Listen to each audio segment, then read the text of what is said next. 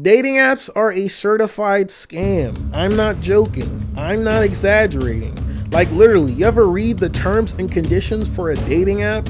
It says right there in the first paragraph, we are wasting your time. We are going to scam you. There's this distorted perception from people that think, hey, as long as you're a guy over 6 feet, you're just gonna have a horde of women being thrown at you. A horde of women orbiting your profile with little to no effort. Whoever made up that lie is probably freezing in the coldest place in hell as we speak. I'm well over 6 feet. I mean, the details on my mugshot says the opposite. Not sure which hating ass nigga decided to have me listed as almost 1 foot less than my actual height, but hey, I hope that made you feel powerful, buddy. By the way, you're probably wondering what I got arrested for. This was just the first time I had psychosis and was being a bit disorderly, to give you the short story. By the way, when I got arrested, the cops ended up confiscating all my woman empowerment and feminism books. Tragedy. But anyways, just because you're over 6 feet does not mean the scam practices don't affect you.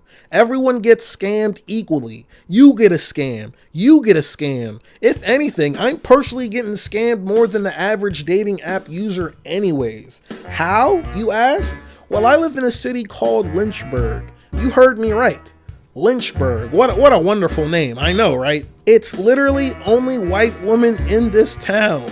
To some people, I know that'd be heaven for you. I get that. And by the way, I don't think white women are inherently unattractive or anything like that.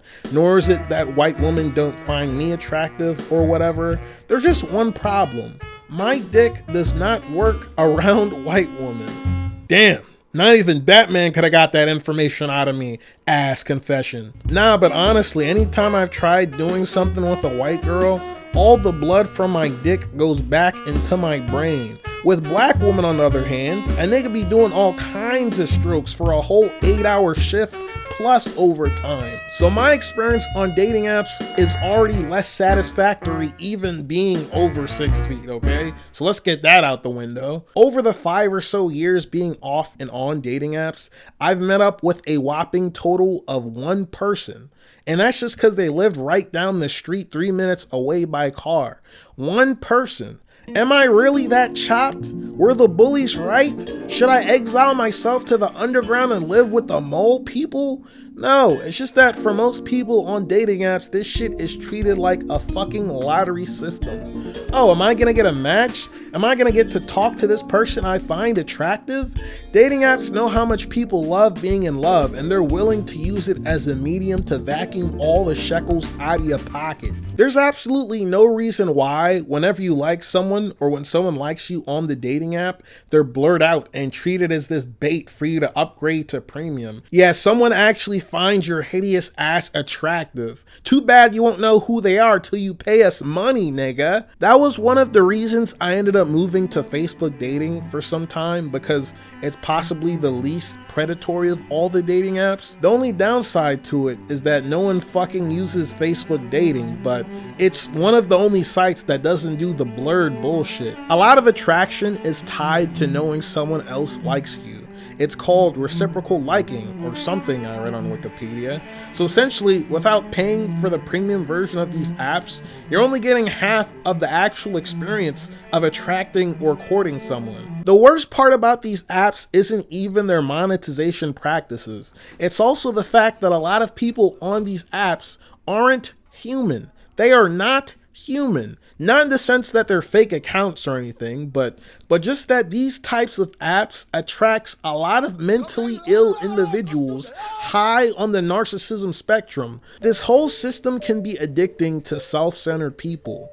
I remember on even Facebook dating, this one girl would wait till it was close to the match expiration date to message me. Because Facebook dating, they have this thing where if you don't interact with someone for long enough, it will unmatch you. And this one girl would only message when it was close to the unmatched date to try to keep me matched.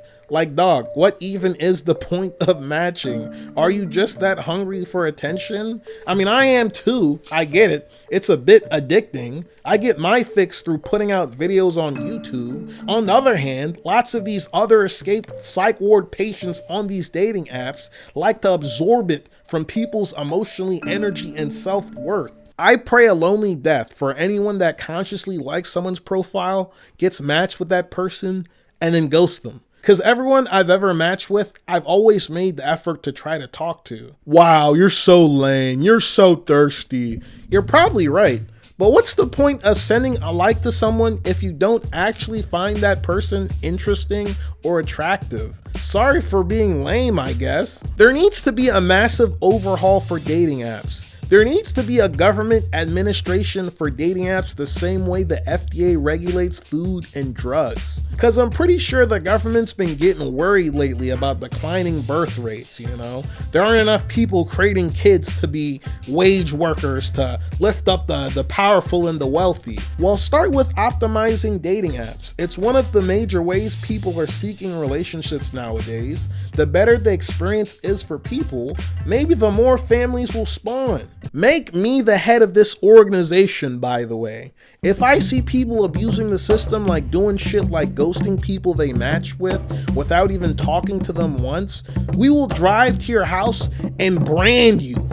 We will brand you with the mark of the narcissist. Burn that shit straight into your forehead, and you will be banned from dating forever. Also, as the leader of the administration, if you're a pretty black girl and you swipe no on my dating profile, you will be banned from the dating app and never be allowed to date anyone ever again. Out of all the days. I'd like to add that this video is more comedic than it is serious. You know, obviously the best types of comedy is the one that has truth to it, but it is entirely possible to find someone worthwhile on a dating app. One of my best friends, Max, actually found this really cool girl on one of them, and they've been going strong for some time now. Dating apps just haven't been good to me is all, and these were just some of the complaints I have about them. And I know there are going to be people that say, why not just go out more and meet new people? You know that one song, There's a Hole in My Bucket? For anyone that doesn't know, the song starts out with this guy telling this girl he has a hole in his bucket, and she tries giving him a bunch of solutions. And for every solution she gives, there's a problem that arises with that solution. I need to fix the hole in my bucket. She's like, you need straw. I need something to cut the straw. She's like, use a knife. And then the final solution she gives him is that he needs to use a bucket to wet the sharpening stone so he can sharpen the knife to cut the straw for the bucket. And he's like, you stupid bitch, there's a hole in my bucket. Where am I going with this? You said to just go outside and meet new people, right? There are only white women in this city. Out of all the days. Look at this piece of shit licking himself after shitting in my fucking closet.